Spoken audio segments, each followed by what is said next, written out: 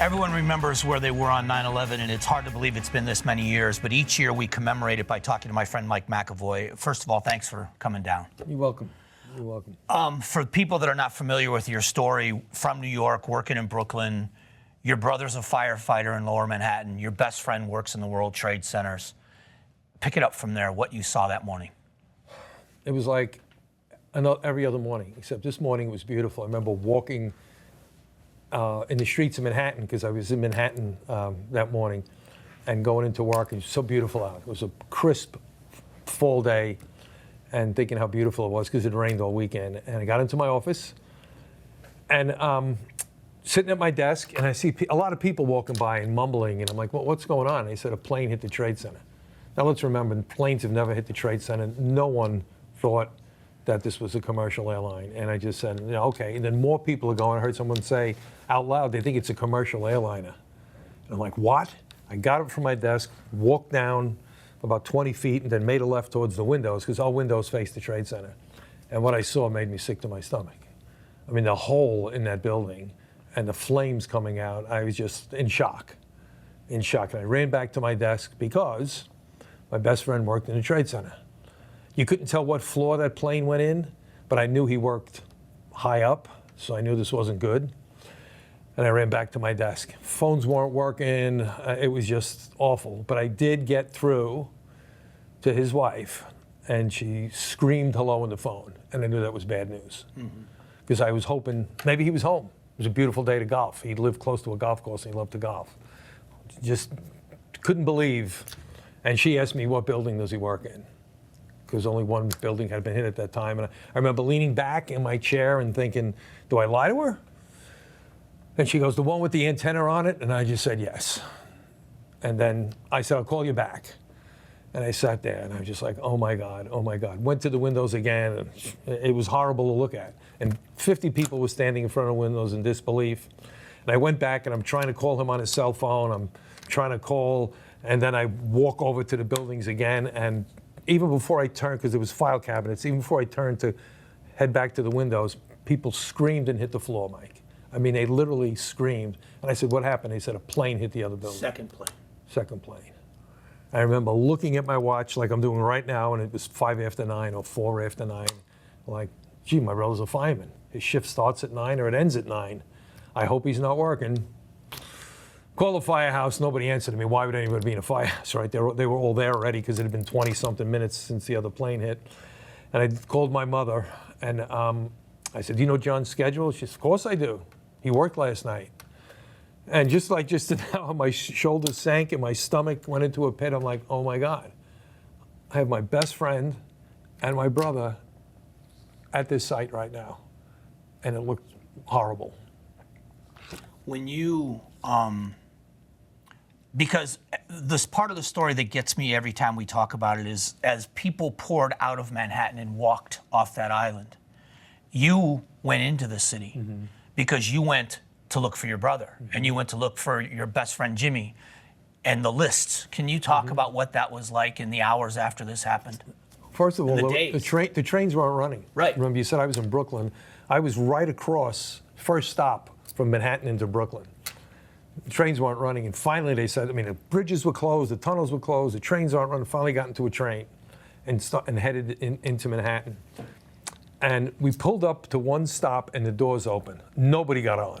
And there was soot, Mike. It was this high, because the buildings already collapsed. And come down. Building, and there was soot from those buildings on the platform. I mean, everybody who was on the train just gasped.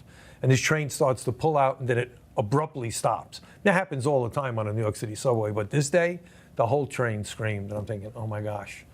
So I decided I was going to go home. My wife was pregnant. I said, I'm going to go to my brother's firehouse. So that's what I did. I got off the train and went to my brother's firehouse. And as I walk in, there's firemen there, and I'm wondering why they're here. But they were as white as ghosts, because this was awful. They knew 12 firemen in my brother's firehouse. They were pretty sure they were all dead because of what they had seen. They'd been down there already. They were told to go back to their respective firehouses because this was probably 2 o'clock. The FDNY wanted a head count. Yeah, who made it and who was trapped in the They building. thought 5,000 were killed. I mean, because there was so many firemen down there when the buildings came down. So then, as I'm going to go to hospitals, maybe I didn't know Jimmy was above, below. Did he get out? Did it hit one side? You know, so I started going to hospitals, all the hospitals around downtown, Beekman, St. Vincent's, and you know, and there's gurneys out there, but there's nobody coming. So I walked up to, you know, looked like a doctor and said, hey, he said, I'll go inside and put your name down, or they have lists you can look through. It's the only day in your life, Mike, you want to see A name. James or John on a list. You're praying that they're on this list so that they're injured. And I met another guy from Cantor Fitzgerald, my buddy Jimmy worked at Cantor, and we exchanged phone numbers. We said, if you hear anything, well, as you know, Cantor lost 95% of their company because they were all in the Trade Center and they were above where the plane went in. I've got to take a break, but when we come back, I want to pick up the story of what followed, because the significance of what you did and what you endured, I think people need to hear about. We're going to come back and to finish this conversation about what the significance of 9/11. Stick around. We're back talking about 9/11 with Mike McAvoy, who lost his brother and his best friend in the towers. Discovery and recovery and what happened and how they were able to identify the people that were killed. Can you talk about what I know it's hard, but will you talk about that?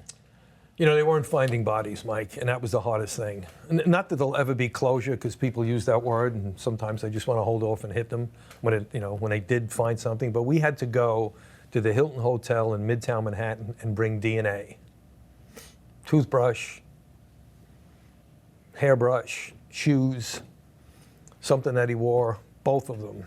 And there was probably 6,000 people there, because everybody was going to support their sister, their brother, their friend, their wives. And the amount of grief in that building was just overwhelming. Here you are carrying these plastic bags and filling out forms. And, you know, you had to fill out a form for a civilian. Now, my brother was a fireman, and they gave a lot of support to every fireman's family. But my buddy was in corporate America, and it wasn't the support that I thought there should have been.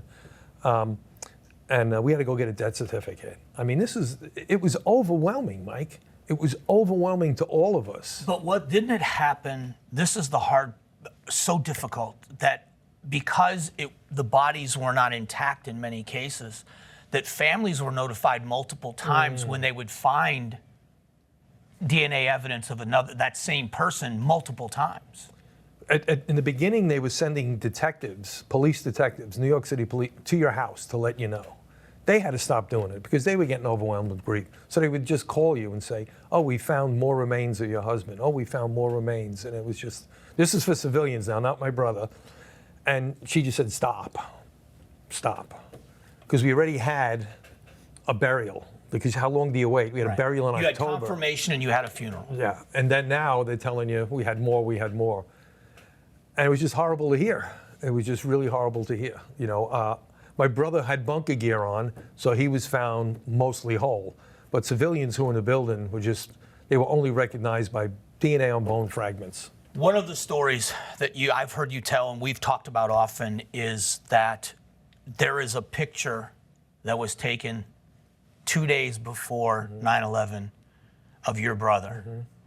And the significance now with your daughter being the age that she is. What does that mean? So September 9th, 2001 was my daughter's baby shower, my mom Natalie's baby shower. It was at my brother's house. He was the only guy there. So people are taking pictures. And there's a picture of him that didn't show up until like February 2002, because you can just imagine that day, and nobody's worried about what happened at the baby shower.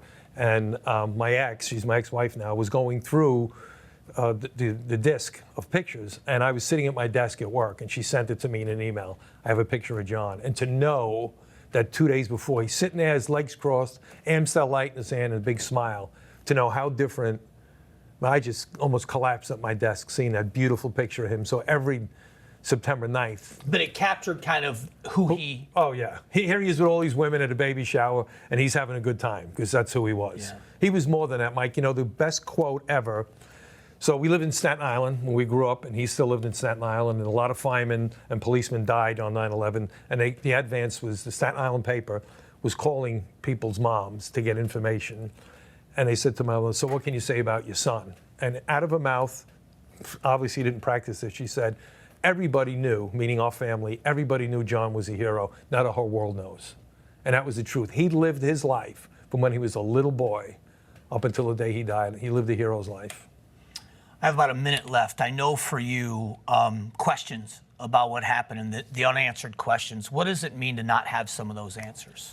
Well, it's more and more information's coming out, Mike. I'm in a civil lawsuit, and it really was to find out what happened, because there was so many questions.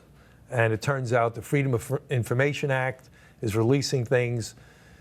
The United Kingdom intelligence sent information to our FBI 10 days after 9/11, and CBS just ran a documentary, or whatever you want to call it, on 60 Minutes about this guy who was a diplomat for Saudi Arabia, who's filming the Pentagon, filming the Capitol building, drew pictures of planes, and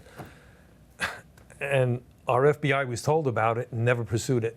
And it just doesn't make sense, and it hurts even deeper. I appreciate you coming and talking with me every year. I know it's difficult to talk about publicly, but it keeps the memories alive. So thank you for coming down here. Thank you for inviting me, Mike. I appreciate you so much. We'll be back.